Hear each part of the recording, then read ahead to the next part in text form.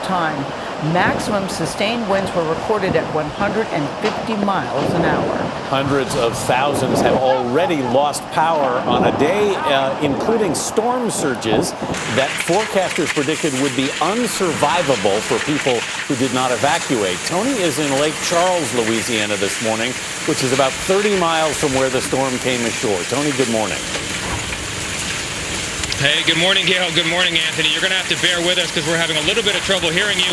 And we've also had an extremely long night here in Lake Charles, where we just found out that the eye of this storm, the strongest storm to hit this area on record, we believe, passed directly over the location where I am standing right now in Lake Charles, 30 miles inland. Let me tell you why that is particularly scary. We are about 30 minutes before sunrise here, which means somewhere out in the darkness over my shoulder, there is still an as yet untallied level of damage in the surrounding area. And if the worst of the forecasts are accurate, an uncounted number of dead as well. If it's any indication of what we may see when the sun comes up, this hotel where we are, it's a modern hotel, it's a new hotel, it is largely hurricane-proof, and nevertheless, we have lost pieces of the roof. If you look behind me, you can see the pool deck here is scrambled. The tops of trees are sheared off. In my hotel room itself, in the middle of the night, I was awoken by a shattered pane of glass. I had to evacuate, along with many other workers here, oil and refinery workers who are sheltering here before checking on the plants, while also worrying, and this is the big thing, about their own homes. The job site is one thing, but then there's the condition of their own property and their own loved ones. To get a broader perspective from what we're seeing right here in Lake Charles, because every foot can make a difference in a storm like this one, I want to go to Omar Villafranca, who is not far from where I am standing and also rode out the storm here in Lake Charles. Omar, good morning to you. What are the conditions like where you are? Good morning, Tony. The storm slammed into us overnight, and the wind was so violent, we could actually feel our hotel shaking. We could hear the building groaning, and things were slamming against our window, and we were 6 stories up, and this is just the beginning of what... The devastation from Hurricane Laura and the overwhelming challenges facing survivors today. People are just beginning to assess the full scope of the destruction in Louisiana and Texas. And so far, we know of 6 people who were killed, including a 14-year-old girl. More than 700,000 people are without power in the aftermath of one of the strongest storms ever to hit the United States. Tony is amid the damage in Lake Charles, Louisiana. Tony, good morning. Hey, good morning, guys. The newspapers here are calling this the strongest storm to ever make landfall here in Louisiana. And while the worst of the storm surge, that wall of water, did not arrive, the wind left a tornado-like path of destruction some 40 miles wide. If you take a look behind me and also from the air, you can see this house, this business behind me is left in tatters. Just kindling is left. And just about every block in this area has damage on it. I can also tell you at this hour, it is already hot, it is already sticky, and hundreds of thousands of people are without power, also without running water, if they have a home left at all. Hurricane Laura's fury left its mark on just about every part of Lake Charles. What would you like to pull up this morning? Devastating. I'm just one of thousands of people. I mean, I'm nobody special or nobody different. Take a look at what's left of Craig Barker's childhood home. The storm's 150-mile-an-hour winds peeled off the roof and blew out windows. Like I say, this used to be in the back of the house. And now it's in the front of the house. Right.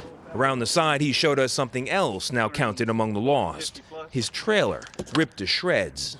This is probably not going to be home anymore. I don't know whether we'll be able to rebuild it. Laura slammed ashore Thursday, sending storm surge 10 feet high over homes and businesses in Cameron, Louisiana. As the storm moved inland, the wind did its worst, punching holes in this skyscraper, toppling mobile homes, even rail cars by the dozen. A floating casino was spotted stuck under a bridge. And about 4 miles west of Lake Charles, a chemical plant caught fire, sending thick black smoke and dangerous fumes into the air. After surviving a hurricane, families nearby were told to shelter in place. We have sustained a tremendous amount of damage. We have thousands and thousands of our fellow citizens whose lives are upside down. But amid the destruction, there were also those spared. I heard noises in that house that wasn't supposed to happen, and it was pretty nervous. Brandon Jardino rode out the storm at home and came just a few inches from losing it all. Top of that tree hit that gutter right there, and it was right here when we woke up this morning.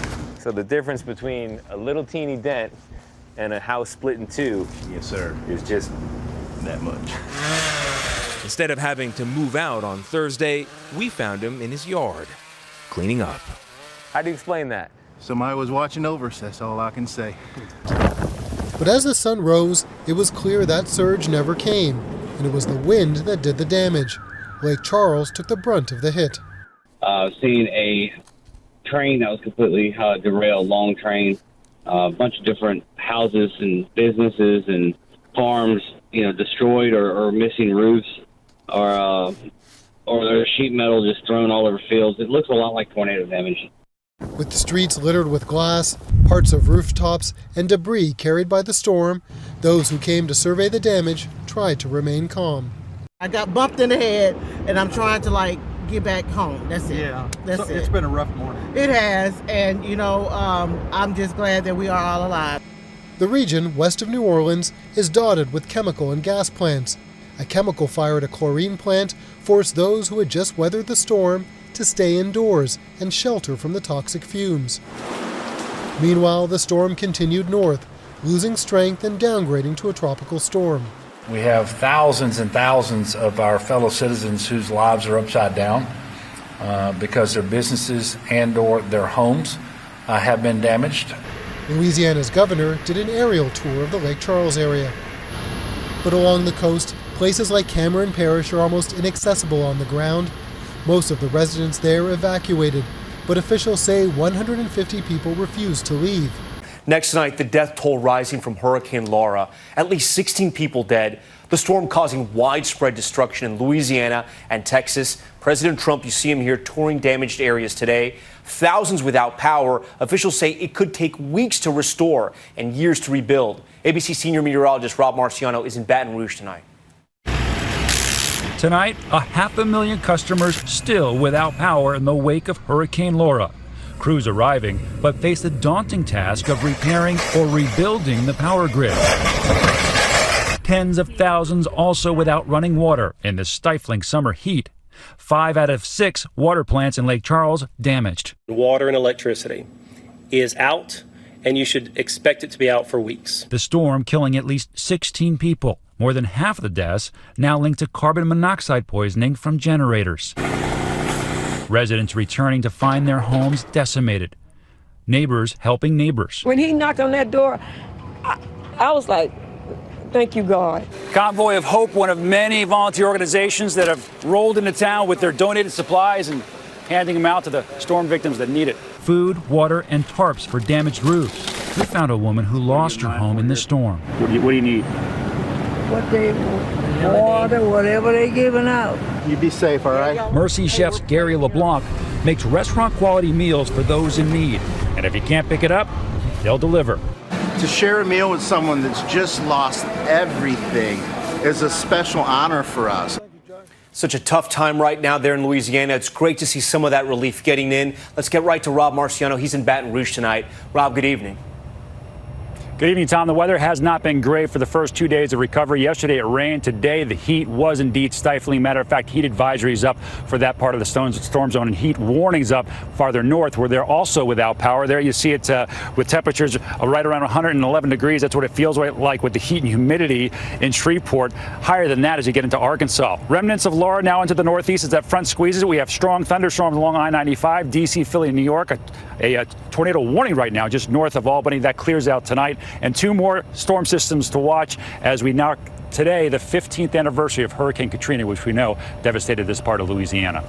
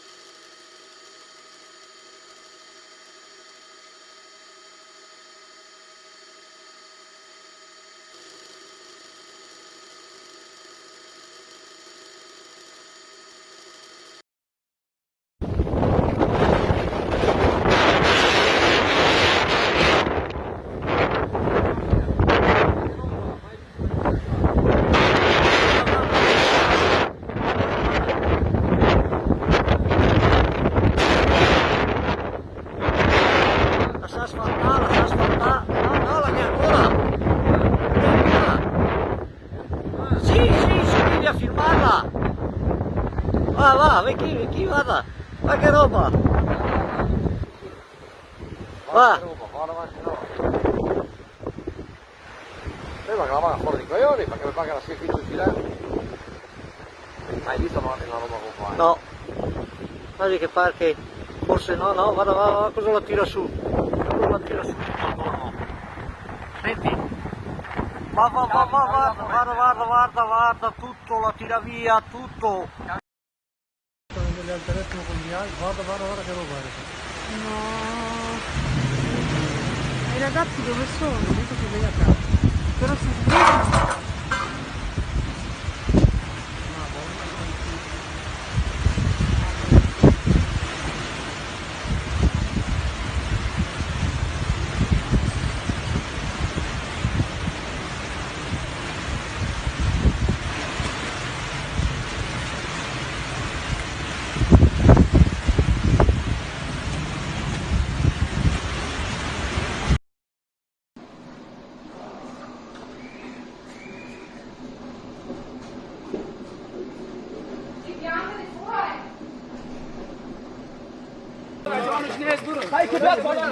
Afghans in Parwan province rescue their loved ones any way they can.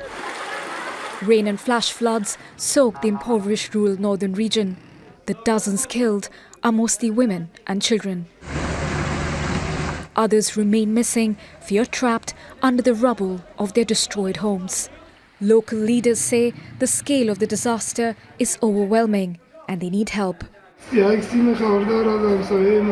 was barbed wire on the roof of my neighbor's house. I cut that and wanted to take my family to the rooftop as the floodwater was coming towards us, just to save their lives.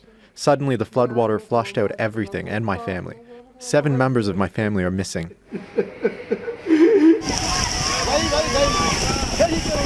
All over neighbouring Pakistan, it's a similar scene of devastation after days of torrential rain. In the largest city, Karachi, polluted water from clogged drains flood streets, spilling into homes. Prime Minister Imran Khan says troops are being sent to help pump out water from flooded neighbourhoods. You can see there's chaos. People are annoyed.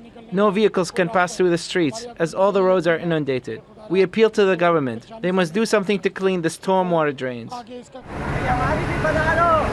Monsoon floods in both Afghanistan and Pakistan are common at this time of the year, and so is a threat to life and property, with outdated drainage systems and poorly constructed homes adding to the danger. Priyanka Gupta, Al Jazeera.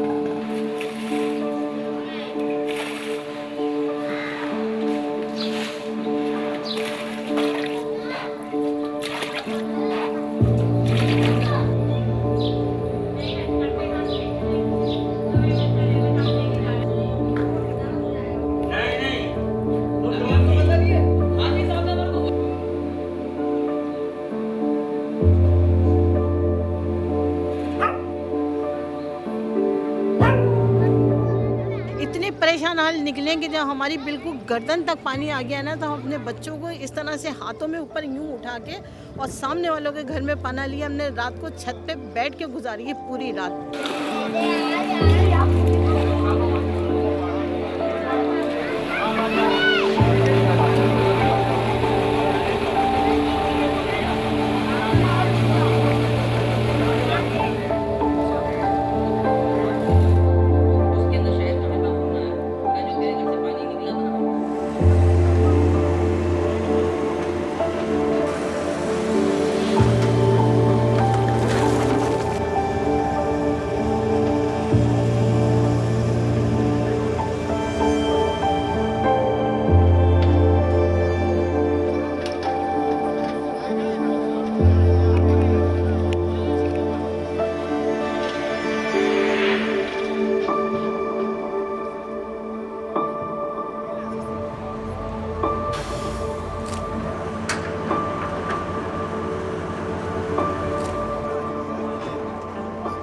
11 نفر فامیل عزیز دادیم. یک تاش زخمی است، دیگرش مرده دیگه. فعلا دو تا ناپدید است، میرم میپالیم تا بیافت.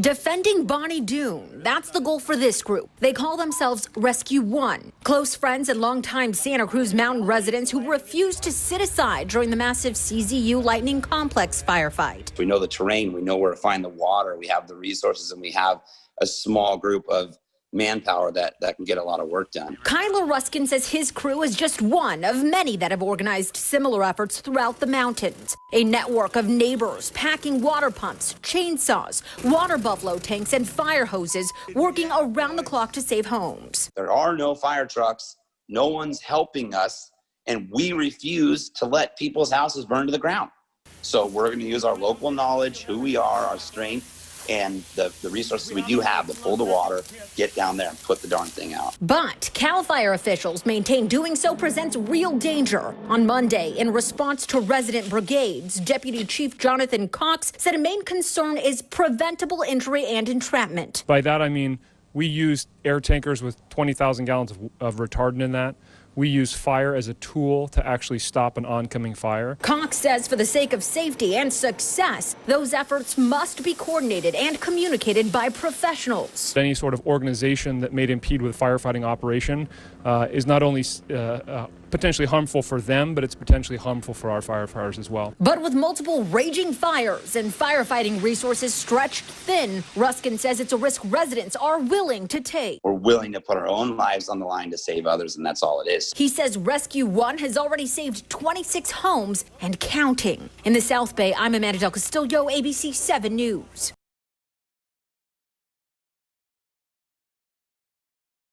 California's wildfire danger is still high this morning, but officials say better weather is helping firefighters. 7 people have now died. Fire damage has gone from 56,000 acres at this time last year to 1.4 million acres now. Jonathan Bigliotti is tracking efforts to control all the damage. 14,000 firefighters are racing to keep some of the largest wildfires California has ever seen from getting any bigger. We are essentially living in a mega fire era. We have folks that have been working for CAL FIRE for the last 5 years, and that's all they've understand is mega fires. The fires, massive enough to see from space, are now about the size of the Grand Canyon. They've been burning for more than a week. We didn't have time to do anything, just get dressed, get out of there. Ken and Marcy Albers returned to the town of Vacaville Monday to find a pile of ash and debris where their 3-story home once stood. Their neighbor died in the fires. By the time I saw the fire, his place was already burned down. Further south in Santa Cruz, Mark Kuchler battled flames with the help of a friend's old fire truck. This whole side was engulfed in fire, racing towards the house here. He saved nearly a dozen homes in his neighborhood. I feel proud of myself. I feel that I'm really happy that some people get to go home to their house. So far, there have been more than 600 fires across the state, and the governor says there could be more so-called sleeper fires like this one, undiscovered because of the steep terrain and the dense smoke. Firefighters say it could take several more weeks to extinguish all of the flames. Long battle, Jonathan. Thank you.